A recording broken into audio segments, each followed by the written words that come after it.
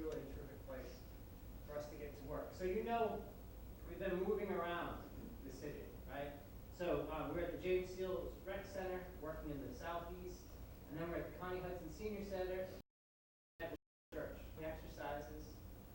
What we do is in the morning, we tour with local residents, stakeholders. In Maysville, we got a chance to look at some areas that are neglected, that are blighted. A lot of this is land regulations and zoning that's keeping these businesses from becoming everything they could be or regenerating. So that's been part of our project. Out on the peninsula, they took us down the Dog River into all the various blueways and bayou, and we got a real sense of the environmental responsibility and the need to improve through this process some of the regulations, because so much is at stake. You live with the water. You're part of the natural system here.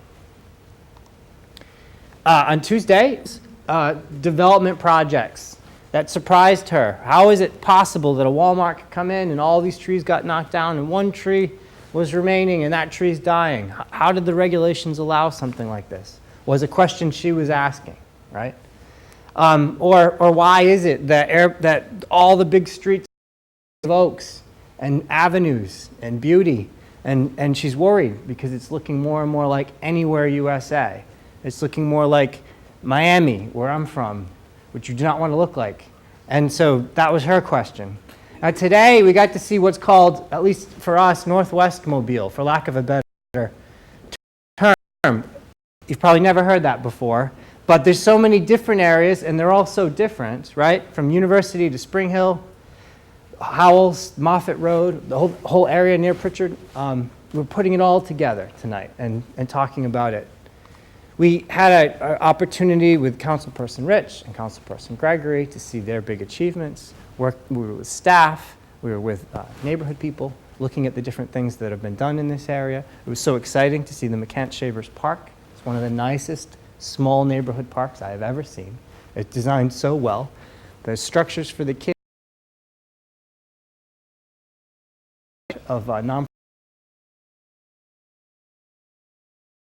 see the CVS and on Spring Hill Plaza. So a long time ago, this is one of the first projects that we got to work in. We changed the regulations because Spring Hill, the people we were working with wanted to see something different. That's the CVS. This is the plaza. This is what CVS usually looks like, right? There was nothing to stop it from becoming that. And instead they got this with a lot of effort and a lot of work and working with the city and working with community members. And not everybody agrees with this. There are definitely people who still believe this is what should have happened and should continue to happen. But for us, for a lot of people that care about community and placemaking, this felt like a real achievement. So it was exciting to see that. And then that form-based code, whenever you do these things and you ask people how they want the future to be different, they say grow up and not out, you know, sprawl a little less. Well, the form-based code in Spring Hill built this. Wondering why we're taking a picture of him. So you got to kind of use your imagination a little bit. This sidewalk is coming out. There's going to be an awning. This is going to be, have a texture applied to it. There's going to be parking on the side and parking in the back. There's this big, huge storefront you're going to walk past. I mean, this is a big change, right? This is something very different. And in our little world of planning, this is quite remarkable. And then we're looking at other issues. You know, the way your streets work, you need to retain water on the sides and these swales, and that's pushing people into the street. They're walking these streets, and cars are coming by, and they're in a dangerous position. So everything that we heard, all the people we talked to, the people the commissioners are continually talking to, and the mayor, were saying, just do your best to put in sidewalks wherever possible. So a question for this code and for this project is, how can we facilitate the sidewalking of the city? And a lot of areas where, because of the old regulations, the water falls here and the water has to go somewhere and it's contributing to a problem. And there are a lot of places that we hope to try to unlock the investment potential. They're frozen by development regulations. And then there are other places that just got approved. And there are community members saying, this is what we're getting? What did our regulations actually do in the case of this brand new gas station? The best we can figure is this sign is 5 feet lower than it would have been. you know. There isn't any buffer. So the question is this really state-of-the-art planning? And that's a good question. And now the other thing we saw just right outside as the sun was going down and the cypresses turned all gold and everything got beautiful, we were reminded again about the natural system right out the front door and how important it is in every area of the city to think about the environment. All right, so the 101, what is a zoning update? This is your zoning map for high-density residential. This is essentially the guiding plan for the city. You did map for Mobile, you did a comprehensive plan, but until you change this, you haven't done it yet, right? There's a discrepancy, there's a mismatch right now between all the good thinking that went into map for Mobile and the current thing that builds your city. I know there is some improvements here. You can see purples in the downtown for walkable, and then you still see a lot of areas where single use, big car-only places. Anyway, so your zoning map is tied to a list of uses, and by making changes to the map, the colors, by changing this table of uses, you change the city. And that is, we're looking at this for all of the different pieces, of course. And we're up in this region at the moment. One of the issues with your zoning at current is it's a very simple, something like 16. You can't tell, residents can't tell what's coming. If it's red, if it's commercial, or B1, or B2, or B3, you can't quite be sure whether you're going to get something like this, or you're going to get something like this, you know. We need to figure out where this is appropriate and where that is appropriate, because this is appropriate places. I mean, I love Walmart. We all love Walmart. Can you imagine living without Walmart? No, but I know, it's a controversial thing to say, but really. But every once in a while, we're going to need something like this, right? This is convivial. This is placemaking. This is people getting together. Sometimes the regulations, when it comes to houses, are creating something like this, and sometimes they're creating something like that. And sometimes places like this are illegal under the current regulations. This is in the front setback. These plantings might not be kosher. The sidewalks might be too small. The width of the street is too narrow. Every once in a while, though, you might want to build character like you used to. And in certain places, this might be. The other thing about this area that's different from other parts of the city, you've got some big roads, multi-way boulevards, you know, like University, for instance. And what we've been trying, and this is not you, this is somewhere else, but what we've been trying to imagine is how, with strategic additions of public investments, private investment, changes to the regulations, we can turn these big, huge places that no one wants to be on into the great places of your town. That's possible, you know. Everything is there. The bones are there. Now, again, not everything can look like that. This is quite expensive with the street poles and the trees to maintain. And where are those power lines? And, you know, and sidewalks and azaleas. A lot of the city is going to, just by necessity, going to have to look like that. But we're asking you to help us identify places that could look a little more like this. In Hammond, again, we were looking at spots like this. This sort of L-shaped commercial with the parking in front is a common design. It was an off-the-shelf design approach that engineers and architects from who knows where brought everywhere in the country. And in Hammond, we worked with the developer to imagine how we could change the regulations. And then the developer said, that's great. I didn't need all that parking. Let's do that. I could sell a lot more. And we said, all right, but that's actually illegal. Because in Hammond, none of this was allowed. And in Hammond, like here, we worked to change the regulations to make that possible. So you can see, like, a mixed-use, walkable environment, like people are saying they like. It's funny how much you can fit into a single parking lot with still parking, right? Now, a couple other things, and then we're going to get to the polling. In looking at your regulations, it's a lot of legal language written by attorneys, for attorneys, not uncommon. And occasionally, you have been updating. There has been updates, and there are pictures, and there are regulating plans and specific plans. But I tell you, we can imagine, as part of this project, creating regulations that are a lot easier to read and a lot more interesting. We can make zoning sexier than it currently is. The most up-to-date regulations now have pictures, photographs. They also have diagrams. They have all the information you need. This helps the developers. It helps their architects and engineers. It also helps the community to know what's coming. This same kind of thinking can be applied to the public spaces and to the design of streets. Maximum transparency, maximum reliability. That's what the best codes have. Now, this part of Mobile, unlike a lot of others, also has the for sale signs in vast acreages. So that really got us thinking. So we asked, I was sitting behind Councilperson Rich, and I said, the kind of bright, shining, exciting mix of work, live, and play.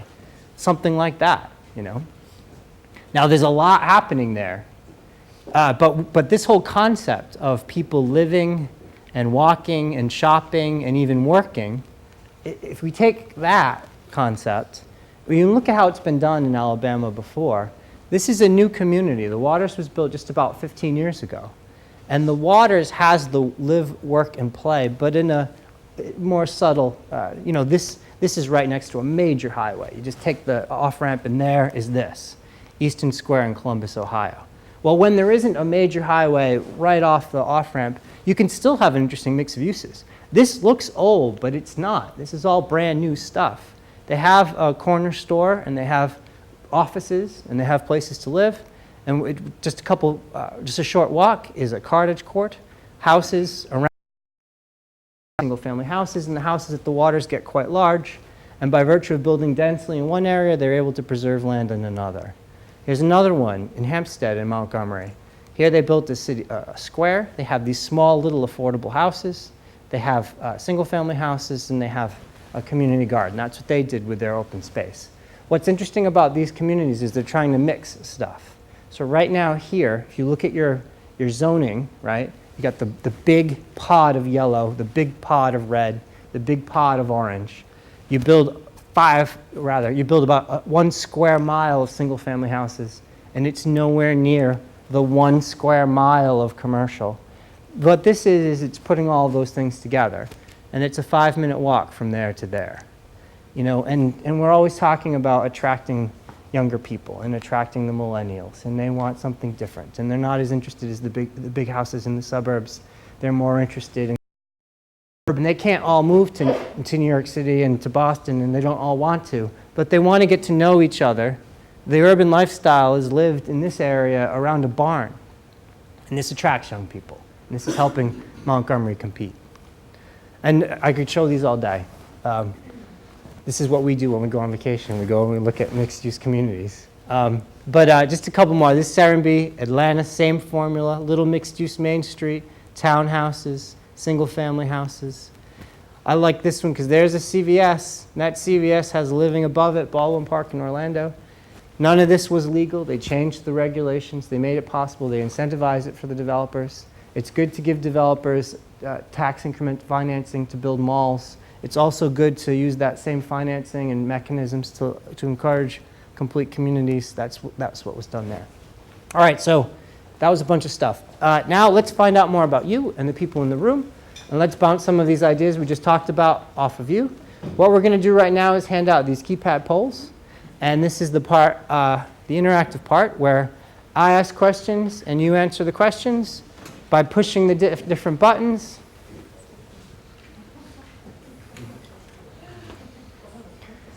So you push the button once. If you push it twice or 3 times, the last thing you pushed is what gets recorded. Ignore the letters. Tonight we're just using numbers. The questions start off really simple. Is this your first time at the art museum? You push 1 for yes, 2 for no. Does everybody have a keypad polling device? All right. And then you can push it at any time. The votes are counting. Then I put up the timer, 7, 6, 5, 4.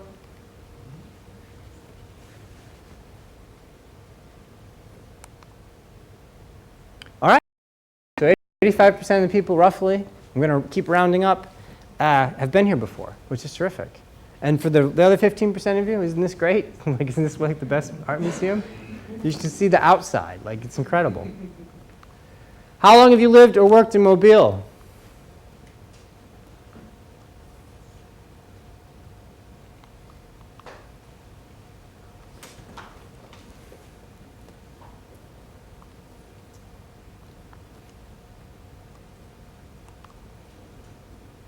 Wow. All right. So we have something tonight that we haven't had the last 2 times. We have people who have been here less than 10 years. We still, and it goes the other way too. We've got people who have been here for more than 50 years, which is amazing. And we've got, it's almost a bell curve, if this was a little higher. It's got a great sample of people tonight. What is your age? Answer it as honestly as you would like. It's anonymous.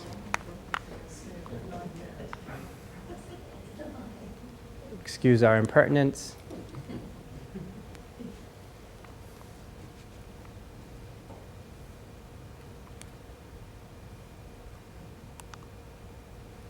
All right, that's interesting too.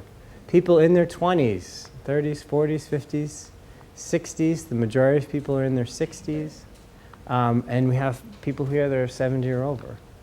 Another great bell.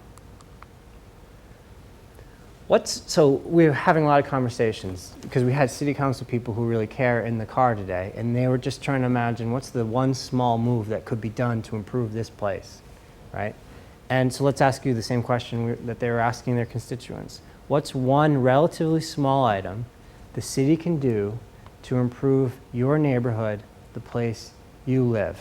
Now, I know you want all of these things, but there's no all of the above. We're asking you to make the tough decision and resources. But number 7 is other.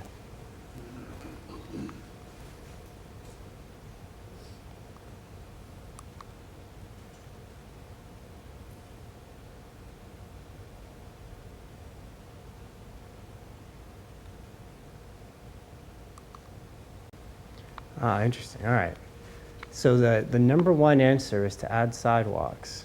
The number 2 answer is to slow traffic on your streets.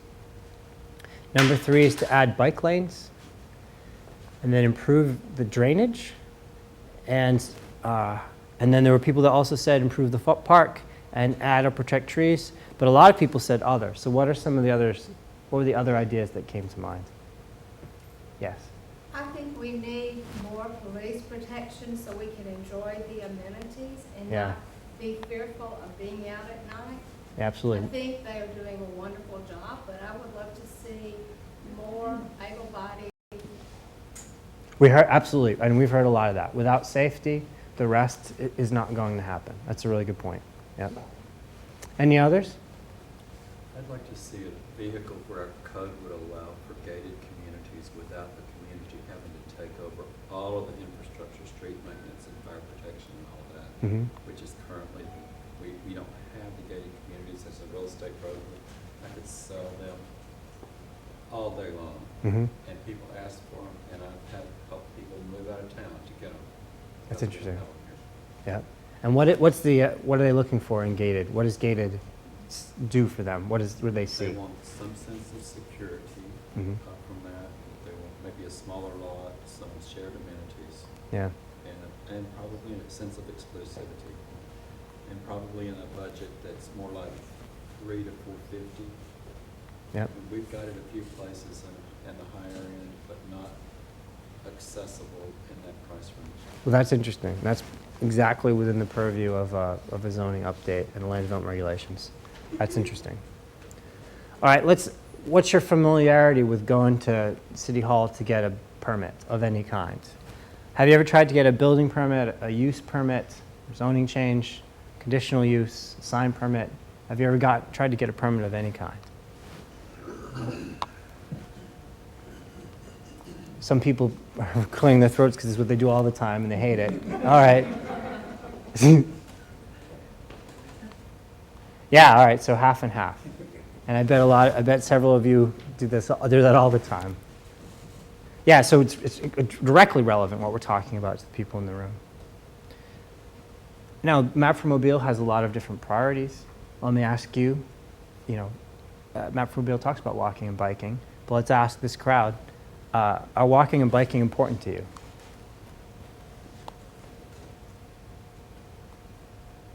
as opposed to driving everywhere for everything. Right, 71%. That's interesting, you know. That's really, really interesting. So, you know, over 90% say yes or somewhat. How concerned are you about flooding? And so where am I talking about? Let's talk about your house. How concerned are you about flooding, your house getting flooded?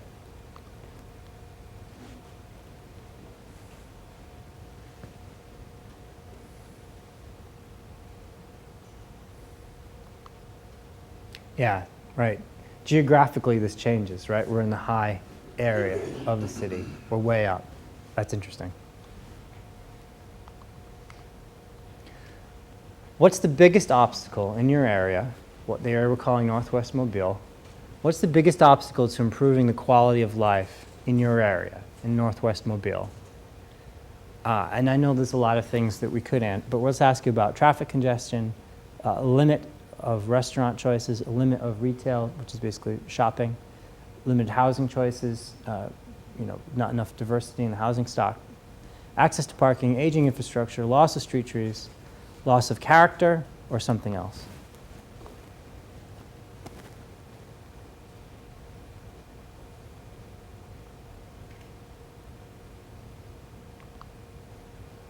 Wow, all right, so this time, the number one answer is other, followed by aging infrastructure, and then loss of character, limited housing options. What's other in this case?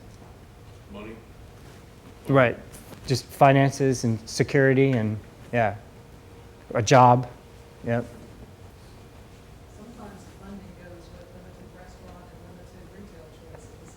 Yeah, You don't have the demographics to support more restaurant and retail choices. that's right, that's true. Yes, Cut through traffic and residential.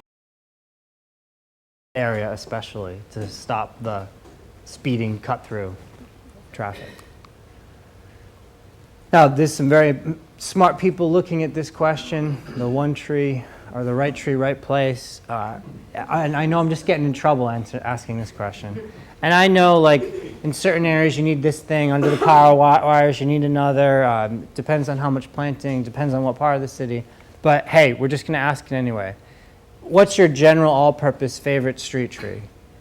What kind of street tree do you prefer? The live oak, some other kind of oak, pine tree, crepe myrtle, cypress, palm tree, any tree, as long as there's a tree. No trees, they get in the way of the power lines or anything else. There's birds, the birds drop onto the cars, whatever reason. There's a lot of good reasons for no trees or something else.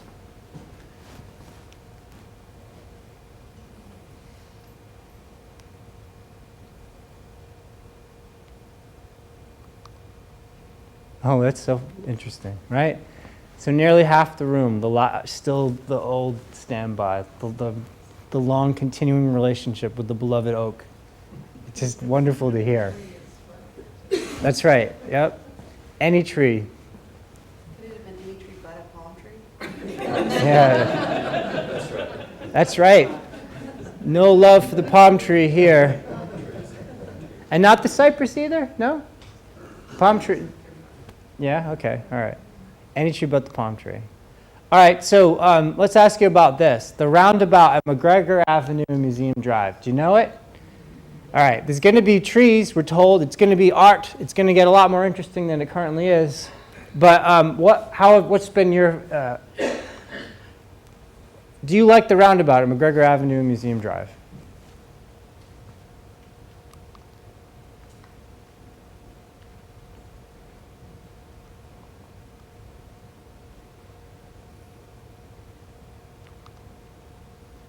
All right, interesting. So 45% said love it, 23% it's better than what was there before, 20% said they don't like it. Really, 15% have never driven over there? Interesting. So we should ask, you know, it's been talked about, do you think a roundabout should be considered at McGregor Avenue and Dauphin Street?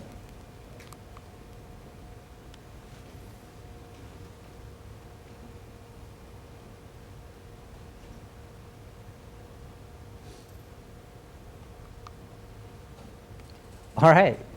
So we're divided on that one. Yeah, 50-50. Well, this is not, we don't make this decision right here with the clickers. But as we go into the major streets plan, which is part of this project, we're interested in your thoughts about roundabouts. That would be more like DuPont Circle kind of with lights, with traffic lights. Likely. It would be bigger. It wouldn't be a little button roundabout. It would be a larger facility, which is a good point. And it would have a traffic light? I thought that's the whole idea. Generally, they don't have traffic lights. The DuPont Circle, though, makes it work. DuPont Circle in Washington, D.C. Sorry, I'm sorry. No, absolutely, yeah, which is a beautiful, great place in Washington, D.C. But it's such a large facility that it has traffic lights. It doesn't just have the yield situation. Well, it's a question. So number one, nowhere in Mobile is exactly like downtown Washington, D.C. But it would definitely be larger. All right, so let's talk about this. How many people have been able to place their dots and to engage in the exercises? All right. How many people have not yet had a chance to do that? All right, so about a quarter of the room, roughly, have not had a chance to do that. But I've been asked, so we haven't done this the last couple nights, but I've been asked to talk about what people have been seeing on these, okay? And I'm sorry if you haven't done the exercise yet. I'm going to give you an opportunity to talk about what you see. But so like on this board of commercial addresses, there were two pictures, that one, and they were both McDonald's. And they were McDonald's done two different ways. One the usual way, and one in Beaufort, South Carolina under updated character-based regulations. And if I look back there, this looks like 9 people roughly said they did not like it. And this one had 4 people liked it and 1 person didn't, which is actually kind of a lukewarm response. So what did you see when you looked at these and you placed your dots? Or if you haven't placed dots, what do you see? What when you look at these two images? Yes? The difference in the signage, Yeah. which, you know, I think this one was real easy to do. Some of the ones I thought were not comparable. Right. This one was very easy. Yeah. Okay, the signage, absolutely. Big change there. The Yeah. lower one have a drive-through? This one has a drive-through, yes. In Beaufort, South Carolina, the drive-through is in the back. There is actually a big sign that says drive-through in the back, but yeah. What's upstairs going to have some awful bars at McDonald's? Offices. There's a small office right here, and there's another office which has this, which is this piece. Yeah. Well, where's the building that goes with that garish sign there? Right, I know. We couldn't, no matter how far back we couldn't get the picture. Yeah, there is a building there somewhere, probably over here-ish. Yeah. Yep. Now, here's 2 different ways of doing small commercial retail, right? This is new. This is Hampstead in outside of Montgomery. They built essentially a kind of main street. And they have a YMCA here. There is a fast food chain here. There's a gourmet restaurant on the other side, realtor's office, nail salon. Here's another way to do it where you basically put the parking in the front. This is still, you know, and let's see. So if we just look at the sign there, so only 4 people liked that, which is another lukewarm response. And then this one, interesting. Like 3 or 4 people liked it, but 6 people did not like it. What did you see?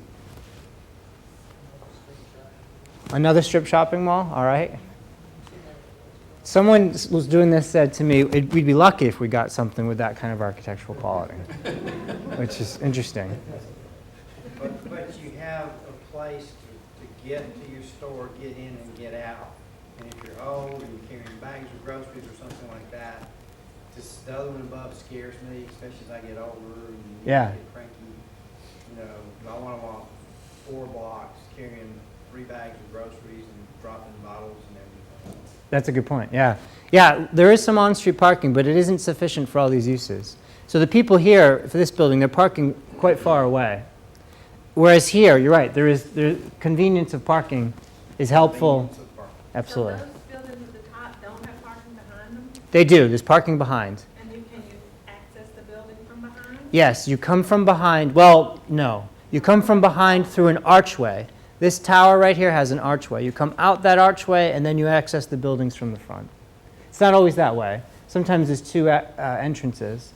But in this case, they want this to be the front. There's two different ways to do a hotel, right? This is Los Olas Boulevard in outside of Miami, and this is a hotel. It looks old, but really it's a reconstruction. And this is how hotels typically look. And if we look, it looks like this. Everyone liked this. 6 people liked it, and 3 people liked this, and 1 was against. Well, that one, the top one has personality. Yeah. The other one looks like it could be in any city. It doesn't reflect any character. Yep. I mean, it's not bad, the greenery's nice. It's not a Right. Yeah. bad Yep. look. Except for the But palms. If they're both the same type hotel, Yep. one is characteristic of the community, is at least my sense of it. Yeah. That's right. And you also have the problem with the one at the front where I've visited Miami and places like that where there's no parking for it and you have to carry your luggage several blocks Yep. to get there, just like with the grocery stores. Yeah. There's that trade-off. And you know what's funny is really it's not either or. Like there are places where this makes sense, and there are places where this makes sense, right?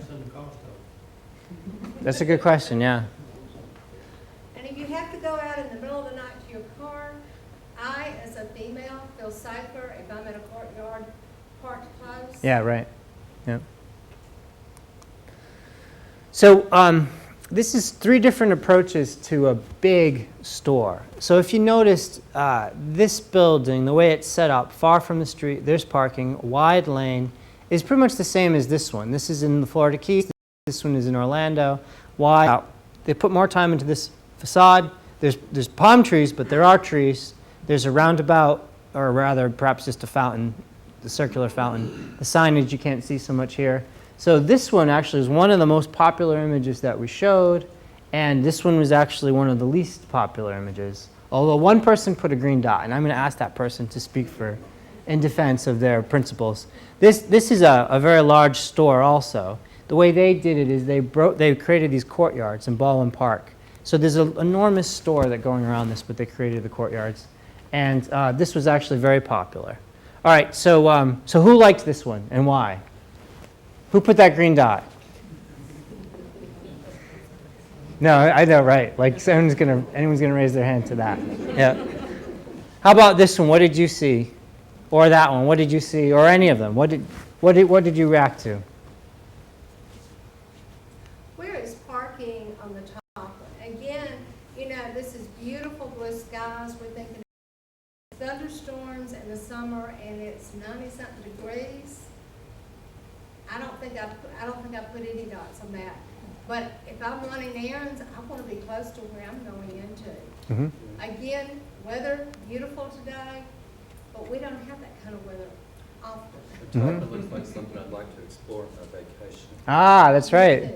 If I just need a staple, I Yeah. better get to one of these. That's right. Sure. Any other comments about these ones? Yep. Just curious, I mean, like, you know, it seems like automobiles, there's not a lot of, I guess, the real estate market's depressed. In the Right. commercial sense, you know, there's not, rent rates aren't very high. Yeah. It's very inexpensive. People do developments and things like that, they got to pay for. Yep. How do you incentivize your smaller businesses and things like that to try? That's right. I mean, you could just change the regulations to require everything to be gold-plated like that, but you're terrified that you're going to stall the economy, you're going to stop investment, you're going to freeze everything in time. You could put in tax increment financing, or you could give the developer a package in which the taxes, that sales and property taxes that this area generates stays within it. That's one way to help. I don't know yet. You know, we're really just at the beginning of this conversation, and I'm still just learning more about Mobile. But yeah, we're afraid we don't want to do anything that gets in the way of the economy. At the same time, we want to bring up the standard, and it's hard to tell how, and it's hard to give a direct answer to that yet. One thing I might have forgotten to mention about this process is, you know, when we go home, we're going to take the stuff that we learn, we're going to write the regulations, create the new zoning code, we're going to come back. Shayla's probably going to get us to do these workshops just like this again, and we'll present the ideas, and I'll be able to answer questions like that, more specifically about different areas. So to be continued on that, but that's a really good question. All right, we'll go a little bit faster in here. This was streets and different kinds of streets. So this is one kind of street, and this is another. and it looks like everyone was in favor of this one, and it looks like this one had one green dot and one red dot. Tree canopy, not so much. You know that this is what your regulations largely require. That might even be a crepe myrtle. This is a lot harder to do. Any reactions to these two pictures? That's not Mobile, that top? Yeah, I know, this might be. Is that Mobile? All right, we broke our rule then. We weren't supposed to bring any Mobile pictures. But yeah, that might be Mobile, yeah. Yeah. What street do you think that is? Government Street, yeah. Two different ways to do a street, right? The regulations generally require something like this. Every once in a while, people were very supportive of this, and people, actually everyone was against this, and everyone was for that. That surprises me, actually, because there's a hedge, there's plantings, there's trees. They tried to keep the trees away from the power lines. I know it doesn't look that way. There's a median, there's a swale. The signage is monument sign down low, but yet everyone was against that, huh? How many lanes of traffic would be in the top one? Because it really only shows on the street part. Whereas in your bottom one, you've got probably assuming 4 lanes of traffic. Right. Turn lane. Good question. This actually, and it's hard to see, this actually has 4 lanes of traffic. This is another part of Los Olas Boulevard. But this is closer to 1, 2, 3, this is probably 6. So you're right, these two streets have 2 different jobs. This one the job is to move a lot of traffic. This is still quite big. Bicycle facilities. So it looked like everyone was in favor of this, and it looks like, oh, this one got a red dot, and it looks like 4 people were interested in this. So 6 loved this, 5 liked this, but with 1 red dot, and 4 liked this. You see the difference? This is protected bike lane, this parking, then the bike lane, then the sidewalk. The typical way of doing it is sidewalk, bike lane, parking here. Maybe it's happening there, maybe not. Is there anything you want to say about these images? Tell us. Yep. I always say you're taking your life in your own hands in the lower left. Yeah. Because I was telling some other people too below, and they have that, and I just, I'm driving down, it's four lane, 2 on the right, 2 on the left, but the right lane was a bike lane, but I mean, you didn't really know it. There was no real line. Except Yep. it was every now and then you see a street sign. I mean, I almost ran over 3 bikers not knowing what I was doing. Yeah. Because I was new to the town. Somebody's gonna leak over, it needs to be safety, that's all. My concern is safety. I love it, it's safety. Yep. All good points, absolutely. It's hard to imagine taking your kids onto this also, whereas that feels more protected. The bike lanes, green. Yeah. That's how they do it downtown Houston. Yep. They have a bike lane, but they're all green. That's right. I like, if those are parked cars, that's safe. Right. I thought that was traffic. Right. Yeah, right. Yep. This you might have noticed was a before and after. So this is the same as this, except we photoshopped in these buildings and the transit and the trees. The only remaining thing that's similar is probably that pole. And it looked like just about everyone was against this, although there was someone in favor, and it looks like everybody was in favor of that. Right? This is a lot of investment coming in. On the topic of housing, we showed you these 2 different ones. It looked like everyone was in favor of that. And this only had 1 person. One's less out of, the one on the bottom is less in character with the area. Character, pure architectural character aesthetics. Yeah, interesting. A lot of places we would do this, they would say this and not that. So that's important to know for the people who are working on this project. 2 different ways of doing mixed use. It looks like people were not so interested in this, but there were no red dots. It looks like everyone was against this. Not mixed use, I mean multifamily, right? So there's a lot more density. This is probably 15 units to the acre. This is probably about 7. But yet people liked this because, probably just like you said, architectural quality. This is kind of like a, what do you call this here? Shotgun? All right, absolutely, all right. And then, so there's 2 different ways of doing houses in the back, a shotgun approach versus houses above. Now, you don't have very much of this. We got to talk to driveway, you park, and your in-laws or your kids could live in something like this. I don't think we let a second kitchen come in, do we? And we need to start thinking about that.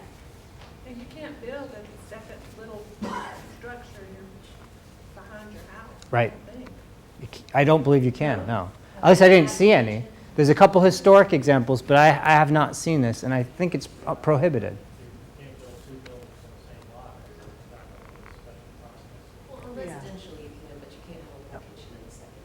Yeah, which really doesn't give it that, opportunity to have mother-in-law off to her side. So do you think the city needs to see more of the ability to put, now the disadvantage is people would say there's more, this could be college kids and they're partying and they're being crazy. Or this could be, there's just more people, there's more traffic, there's more people. Does anyone think that this kind of approach is a bad idea with the land development regulation update? All right, interesting. Multifamily, it looks like people were supportive of this, lukewarm about that, and against this. Anything interesting to say about this one? Generic? Could be anywhere. Yep, It doesn't show it. that's right. There's two different kinds of ways of doing streets, residential streets. So the one, it surprises people, but this is Hawaii. This is in Maui, Hawaii.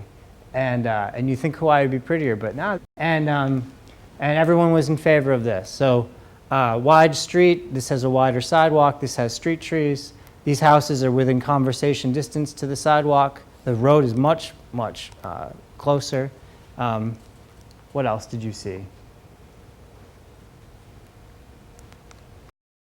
Before and after image, Montgomery, Alabama, after the infill. It looks like people were one red dot on that one and 9 green dots on that one with no red dots. Infill, revitalization. 3 different kinds of doing houses. This is not historic. This one is actually newer than that one. This was probably built in the 60s. I know that one was built in the 90s because my friend lives there in Baldwin Park. All right, so this is interesting. So 3 people gave this green dots, 8 people gave this green dots, and only 2 people gave this green dots. So, but isn't this the, yes? When you're viewing it or viewing it online, I kept thinking the one on the right would be a multi-million-dollar house. The one on the left, maybe not as expensive. Okay. And again, I think it goes back as millennials, what can you afford? As Right. young people, what can you afford? Yeah. Yep. Absolutely. But this is People were in favor of this, and people were less interested in that. Just stop me when you, it looks like people were, in the interest of time, we'll go faster, 2 negative. Everyone was in favor of this. If you notice, this is probably bigger than that, but people liked gazebos and trees. 3 different ways of doing an open space. This is a built waterfront, right? This is a natural waterfront, and this, of course, is Bienville. So good, all right, I'm glad to see it. This got the most green dots. That's great. Followed by this, and then that. 2 different ways of doing kids areas. This has shade. The other one doesn't. 4 people liked this. 1 person liked that. 4 people liked this, and 3 people liked that. So this is a little bit more. In terms of public buildings, this is a post office in Huntsville. This is a new school in Huntsville. This is West Palm Beach. And people liked this, but we're not that interested in it. Before and after, right? This got 1 green dot. No, 2 green dots. If the green dot people want to speak up here, I want to hear it. And all green dots for that. Lukewarm on both of these, more interested in that. 2 different ways of doing a community center. This is a new community center. People liked this a lot more than that. When it came to signage, we did multiple different approaches, and let's just say people liked this a lot, all green dots. That, I thought you liked the blinking signs, right? But nope, 5 people put red dots, only 2 people put green dots. I still want to hear from green dot people. 2 green dots. I thought it was exciting. You thought it was exciting? Yes, thank you. All right. Red dots. All red dots across the board. Not a single green dot. 2 green dots and 1 red dot. Yes? The upper right-hand picture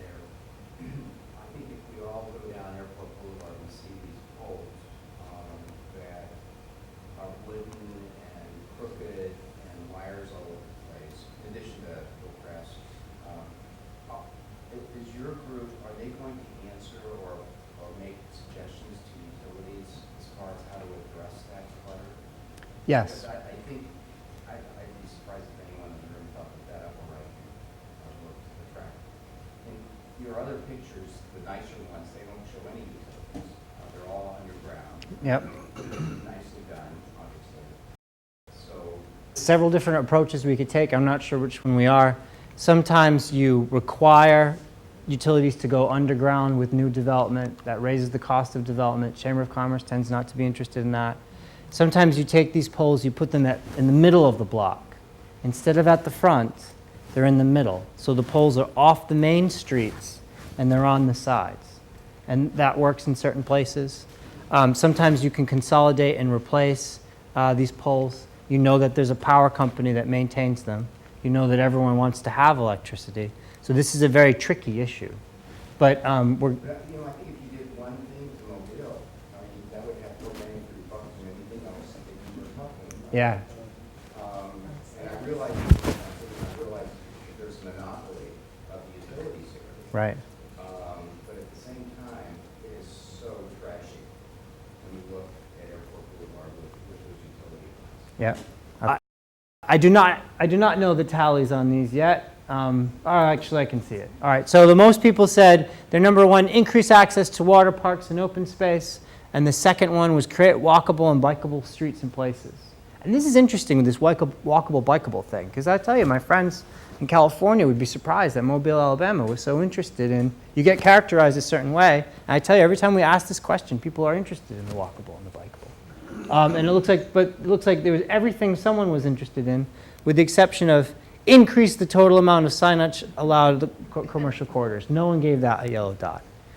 Now, so those exercises are the easier ones. I ask you to before you leave tonight, to put your Post-it notes on the zoning maps. It's just a first conversation, but I see several notes, and that's very helpful. On those maps, we're asking questions like, what's missing in your area?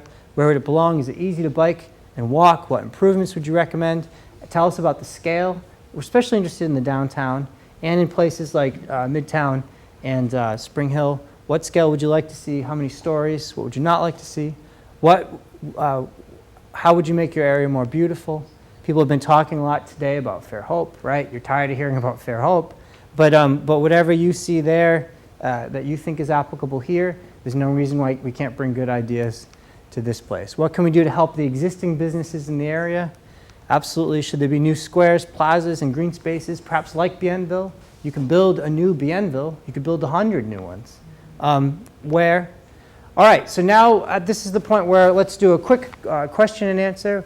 But if it's been a long presentation. If you'd like to get up and do the exercises, feel free. But does anyone have any questions for myself or for Shayla about this project? Yes. What is your time frame? Because there have been a number of projects that have come and gone. Right. And the argument is, well, the map of Mobile's not here yet, so we can just go ahead and do this. Right. One area in particular, Mobile Street and Springhill Avenue. Yes. Tremendous development there. And it's unfortunate that there's more gas stations coming in and more Dollar Generals and Dollar Trees. And it was a golden opportunity that's gone. That's right. So what, and Bel Air Mall is another tremendous development place there. I don't think there's been any change on the character of that facility other than the exteriors. Yeah. And Gallen Park, another. Yep. I mean, there's been huge developments, but it's all the same stuff, other than there's nothing happening different. Right. So what's your time? Yeah, what's the timeline, especially given the urgency you're describing? Our official answer is 2 years to finish a project like this, and we've been working at this for about a half a year, so about a year and a half more before it gets approved. Now that said, Mobile, the commission, the mayor has said, let's move this as fast as possible. They have. And they've said, are there pieces of this you can bring to us sooner? Especially those areas that you're describing where there are impending big changes, So we might take this project apart a little and send pieces for certain areas ahead of the rest.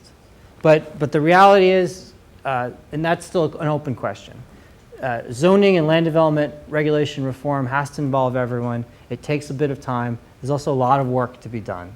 So in a year and a half, this will be approved. Hopefully, pieces of it will be approved sooner. And I hope to come back to you with a code in about 6 months, a draft that you can start to review. Yes. So, for those who might have property that's not looking like these beautiful things, and is there ways to, to allow the form-based code to not be mandatory, that you can, kind of like we did in Spring Hill, we said, well, you can have either or. I mean, because it sounds to me like this is a waging war on anybody that has any property that they don't like. We're just going to demolish it, to condemn it, say you got to build it. That's scary to me. Well, whenever you, number one, it's a good point. And if I owned a property in Mobile, I'd be nervous. And I own properties in Miami, and when they rezoned Miami, it made me nervous. Let me just say, the first thing is, when you change the code, you don't tell anyone they have to demolish. You grandfather things. And you say you have that for as long as you own it, as long as you're operating it. If you substantially modify it, if you change it over 50 or 75%, then you have to come into a conformance. You do that so that way, whatever it is, the car wash or the bakery, they can continue to remodel, they can continue to renovate, they can continue to improve their business. And it's not until they essentially sell it to someone else and tear it down that they have to come into conformance. It's a process that moves slowly, but it also means we're not pushing anyone out of business. Well, it lower, I mean, as Dave said, Dr. Day back here, the rents in Mobile are just pathetic. You can't get anything for any, I mean, it's ridiculous. If real estate's depressed, so is the value of our property when this comes in going to be down because nobody wants to pay all this extra millions of dollars to build this fabulous things with parking up in the roof and all that. So is that going to make our property value go down? Well, I'm not going to pay you what it's worth. I'm going to try to nickel and dime it. I don't know. Just, well, again, another scary process that I'm looking for. No, I completely understand. Well, this is not this city where we say parking has to be on the roof, right? We work in Miami, we work in Austin, we say parking has to be on the roof. That wouldn't make sense here. Generally, what we try to do is if we're raising the standard, if we're costing them in one way, we're trying to make it easier in another way. We're trying to give them, we're helping them save money in other ways. In cities like this, you have to be very ginger about these things. And I can tell you, having done this in a lot of places in Alabama and Louisiana and Mississippi and northern Florida, and the list goes on, when you have a new code, it's pro-business. It helps development. It facilitates. It doesn't impede. And at least the areas that I'm aware of and I've been working with for years now, it improves property values. I know I have to just ask you to trust me on that for now, but we're going to show you a code eventually. And you can look at your property and you can see what's being recommended for change. And the other thing we like incentives more than requirements. Wherever we can, we use incentives instead of requirements. So that's a good question. It's a roundabout answer. Wait till we have a little bit more, but that's an important point. I have to believe that if we build it, we're going to be there. How many tax dollars did Mobilians spend across the bay because they built a nice lifestyle center?